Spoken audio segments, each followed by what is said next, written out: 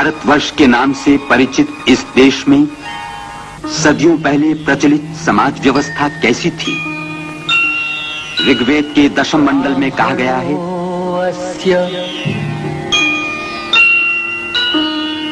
मुखम आसित ब्राह्मण, क्षत्रिय, वैश्य, शूद्र ये मूलतः 4 वर्ण थे। आगे चलकर ये वर्ण जन्म के आधार पर कई जातियों में बंट गए। इस जात पात के भेदभाव की जड़ें गहराई तक पहुंच गईं और उनके कटीले पौधे समाज के शिखर तक फैल गए। 19वीं सदी में विदेशियों का, अंग्रेजों का शासन इस देश में पक्का जम गया था। फिर भी इस उपमहाद्वीप में देहातों, नगरों में से दलितों को अछूत बनाकर गांव के बाहर कर दिया गया था। जीवन उनका जानवरों से भी गया बीता था।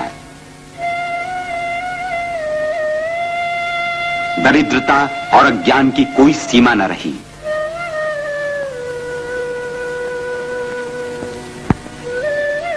हिंदुस्तान का 5वां हिस्सा हमेशा ऐसा ही रहा।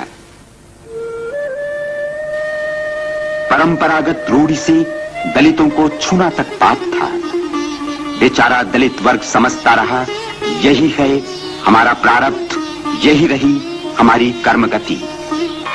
इसी काल में कोंकण में दापोली के नजदीक आंबवड़े देहात में अछूत महार परिवार के सूबेदार रामजी सकपाल के घर में 14 अप्रैल 1891 में भीम नामक पुत्र हुआ। भीम की प्रारंभिक शिक्षा दापोली ही में आरंभ हुई।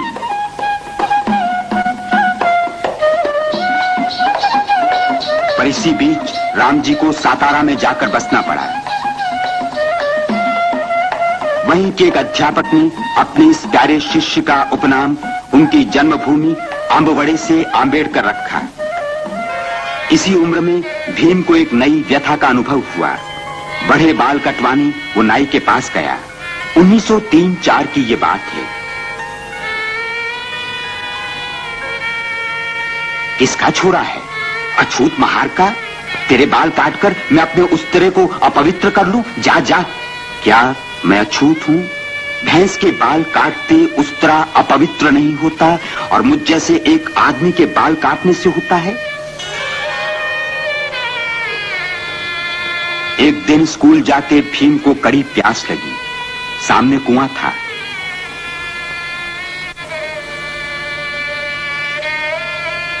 वो कुएं पर जाकर पानी पीने लगा। इतने में हाय राम, अछूत ने पानी छुआ। कोई है रे उधर? पीटो थेड़ को, कचू में निकाल दो इसका।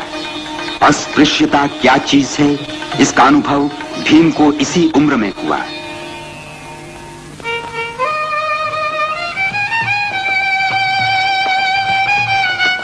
आगे चलकर ये परिवार बंबई के परेल विभाग में मिल मजदूरों की बस्ती में दबक चाल में रहने आया। 1907 में वहीं मैट्रिक पास करके भीम कॉलेज में दाखिल हुआ। दलित समाज में ज्ञान दीप प्रज्वलित करने के लिए महात्मा ज्योतिराव फूले जैसे कार्यकर्ता प्रयत्नशील रहे थे। इस ज्योति को बड़ौदा नरेश सयाजीराव गायकवाड़ ने जगाया। उन्हीं की वृत्ति से भीमराव ने 1912 में एल्फिंस्टन कॉलेज से बीए पास किया।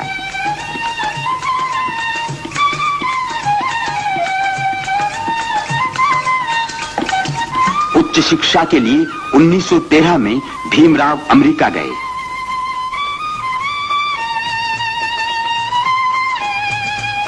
उन्नीस 1915 में उन्होंने कोलंबिया यूनिवर्सिटी से अर्थशास्त्र में एमए की उपाधि प्राप्त की।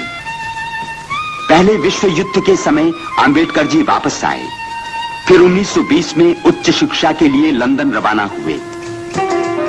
उस समय 2 सगे संबंधी उनके साथ थे। ग्रंथ सगे थे, दारिद्र्य संबंधी था। फिर भी वहां पीएचडी, बीएससी, बारेटला ये एक से बढ़कर एक उपाधियां प्राप्त कर 1923 में वे भारत लौट आए। उसी समय गांधी जी के असहयोग आंदोलन ने हिंदुस्तान में जड़ जमाई थी। सदियों से सोया हिंदुस्तान नई चेतना से जाग उठा था। ऐसी अवस्था में डॉक्टर आंबेडकर जी ने कोर्ट कचहरी की आमदनी से परिवार को सुखी बनाने की अपेक्षा दलितोद्धार का कार्य अधिक पसंद किया।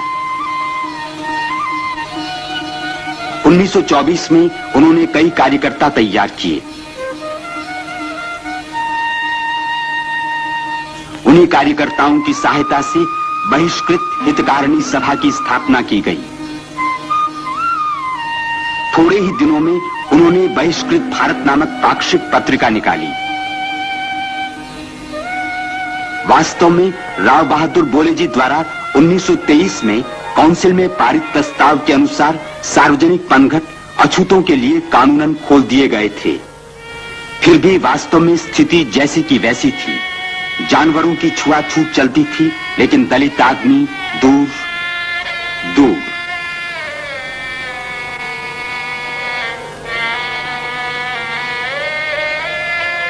महार का चौदार तालाब नगर पालिका द्वारा अछूतों के लिए खोल दिया गया था। वहां अपना अधिकार स्थापित करने के लिए डॉक्टर आंबेडकर जी ने आम दलितों को संगठित होने का संदेश दिया। उनकी पुकार पर देहातों में से हजारों अछूतों ने 1927 में चौदार तालाब की ओर मोर्चा निकाला। महाड़ में परिषद हुई। उसमें डॉक्टर आंबेडकर जी ने दलित वर्ग से कहा, स्वाभिमानी बनो, साफ सुथरे रहो, भीख मांगना छोड़ दो, अपने बच्चों को पढ़ाओ। उसी परिषद में पुरानी समाज व्यवस्था के प्रति कड़ा विरोध प्रकट करने के लिए उन्होंने मनुस्मृति जलाई और उनके विरुद्ध चारों ओर से टीका टिप्पणी का तूफान खड़ा हो गया। महाड़ की तरह नासिक में भी अछूतों का मंदिर में प्रवेश पाने तथा वहां पूजा आदि का अधिकार प्रस्थापित करने के लिए कालाराम मंदिर के बाहर उन्होंने 1930 में सत्याग्रह आरंभ किया। पुलिस का कड़ा शासन होने पर भी सत्याग्रह नहीं रुका। सवर्णियों ने अंत में मंदिर के दरवाजे ही बंद कर दिए। अछूत आखिर हिंदू हैं या नहीं, इस विवाद ने पूरे भारत में हो हल्ला मचा दिया। इस तरफ बापूजी अंग्रेजों से औपनिवेशिक स्वराज्य की मांग कर रहे थे। उसी के फलस्वरूप 1930-31 में गोलमेज परिषद बुलाई गई। लंदन में संपन्न उस परिषद में आंबेडकर जी ने एक ओर दलितों के लिए स्वतंत्र निर्वाचन क्षेत्र की मांग की, तो दूसरी ओर बापूजी ने अछूतों का हिंदुओं से अलग होना ही अस्वीकार कर दिया। इस पर दोनों में काफी संघर्ष छिड़ा। इस संघर्ष की बिजली पूरे देश में कौंध थी। इसी संबंध में बापूजी ने पुणे के एरवड़ा जेल में आमरण अनशन आरंभ किया। शुरू में डॉक्टर आंबेडकर जी अपनी बात पर अटल रहे, इसलिए लोगों ने उन्हें घोर राष्ट्रद्रोही तक कहा। आखिर बड़े बड़े नेताओं के प्रयत्नों से संयुक्त निर्वाचन क्षेत्र का पर्याय निकाला गया। यही है 1932 का पुणे समझौता। बादल बरसे, कटुता की गंदी गलियां साफ हो गई। दलित वर्ग तथा सवर्ण हिंदुओं की अभिन्नता की नींव इस तरह पक्की हो गई।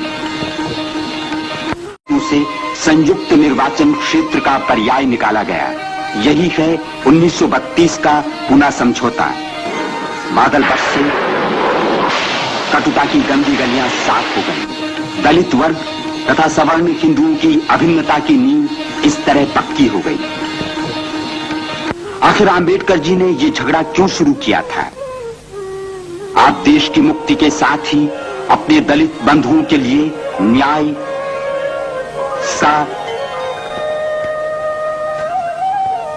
स्वयं निर्णय तथा बंधुत्व चाहते थे।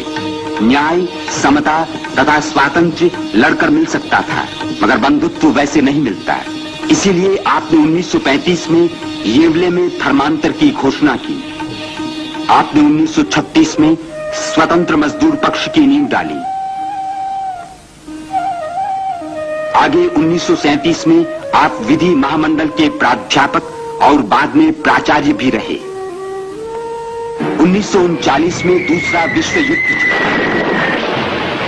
डॉक्टर आंबेडकर जी ने उस समय दलितों की महार पलटन खड़ी की। दरमियान क्रिप्स योजना में उन्होंने दलितों के पक्ष का जोरदार समर्थन किया। 1942 में ब्रिटिशों के शासनकाल में आप श्रम मंत्री चुने गए। अब वे दलितों के बाबा साहब बने। जब तक हर अछूत का हाथ, अंतःकरण तथा उसकी बुद्धि नए तेज से उभर नहीं उठती, तब तक उनका उद्धार संभव नहीं, यह आंबेडकर जी भली भांति जानते थे। सरकारी नौकरी में उन्होंने दलितों के लिए कुछ जगह तो सुरक्षित करवा ही दी, साथ ही मिलों में काम करने वाले स्थायी मजदूरों को सवेतन छुट्टियां भी प्राप्त करा दी। कोंकण की खेती की समस्या, महारवतन, बेगारी आदि समस्याओं पर भी आपने ध्यान दिया। हजारों वर्षों से अकर्मण्य बने दलितों के दिलों में आत्मविश्वास तथा स्वाभिमान की ज्योति डॉक्टर आंबेडकर जी ने प्रज्वलित की। अब उनके बौद्धिक विकास के लिए शिक्षा संस्थाओं के निर्माण की आप सोच रहे थे।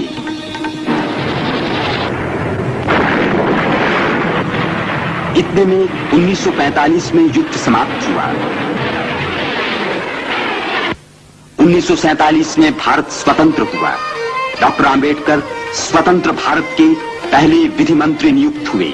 राष्ट्र ध्वज समिति के आप सदस्य थे और इसी समिति के कारण सम्राट अशोक का रथ चक्र तिरंगे ध्वज के बीचों बीच आ गया। संविधान निर्माण समिति के आप ही सूत्रधार थे। इसी समिति ने संविधान में न्याय, स्वातंत्र्य, समता तथा बंधुत्व भावना की आरंभ में ही उद्घोषणा की। संविधान की धारा 17 के अनुसार अस्पृश्यता सदा के लिए दफना दी गई। एक नया युग आरंभ हुआ। शूद्राति शूद्रों के समान ही भारतीय नारी को भी अधिकारपूर्ण जीवन प्राप्त हो जाए, इसलिए उन्होंने विचार विमर्श के उपरांत हिंदू कोड बिल तैयार किया। उसके पक्ष में जनमत जागृत करने की भी उन्होंने कोशिश की। 1951 में उन्होंने उसे लोकसभा में प्रस्तुत किया, लेकिन वहां उसमें से कुछ धाराओं के संबंध में मतभेद के कारण उन्होंने मंत्री पद का त्याग किया। इस तरह लगातार 27 वर्षों तक यह युग पुरुष अपने दलित वर्ग के उद्धार के लिए लड़ता रहा। उसने पत्र पत्रिकाएं निकाली, संगठन किया, सभाओं परिषदों को गुंजा दिया, समता सैनिक दल की स्थापना की, प्रहार किए और झेले भी। उन्होंने 7 करोड़ दलितों के उद्धार के लिए एक तूफान, एक बवंडर खड़ा कर दिया। इस संघर्षमय जीवन में भी उन्होंने औरंगाबाद में मिलिंद महाविद्यालय तथा बंबई में सिद्धार्थ महाविद्यालय की स्थापना की। नई पीढ़ी के लिए अखंड ज्ञान गंगोत्री का सृजन किया। एक समय का पद दलित आज नवजीवन पाकर नया मानव बनकर बाहर निकलने लगा। बंबई के दादर विभाग में राजगृह नामक अपना निवास स्थान आपने 1934 में बनवाया। कई बार भूखे पेट खरीदे अनमोल ग्रंथों का संग्रह आपने इसी राजगृह में किया था।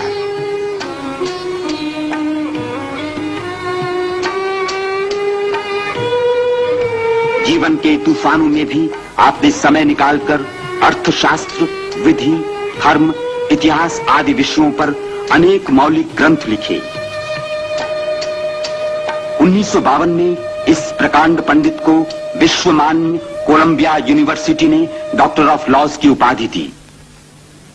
जीवन की संध्या आई। अब एक ही कामना थी, परम तत्व में विलीन होने की। 1956 के अक्टूबर महीने में भारत के इस सपूत ने बौद्ध धर्म स्वीकार किया।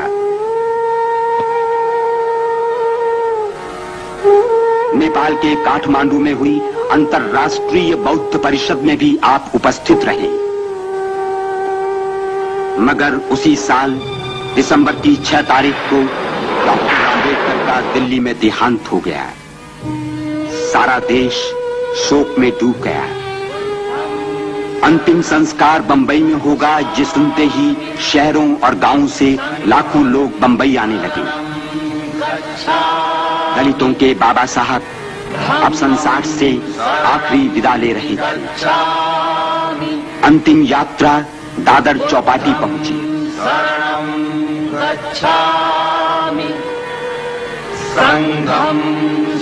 उन्हें शाही सलामी दी गई। चंदन की चिता में उस महामानव का शरीर लपटों में विलीन हो गया। वे चले गए, मगर उन्होंने भारत तथा हिंदू धर्म पर लगा अस्पृश्यता का कलंक सदा के लिए मिटा दिया।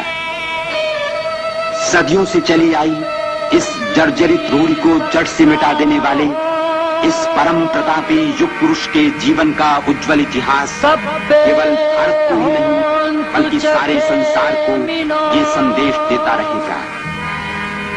न त्वहं कामये राज्यम न स्वर्गम न पुनर्भवम कामये दुःख तप्तानां प्राणिनां दुःखमागमा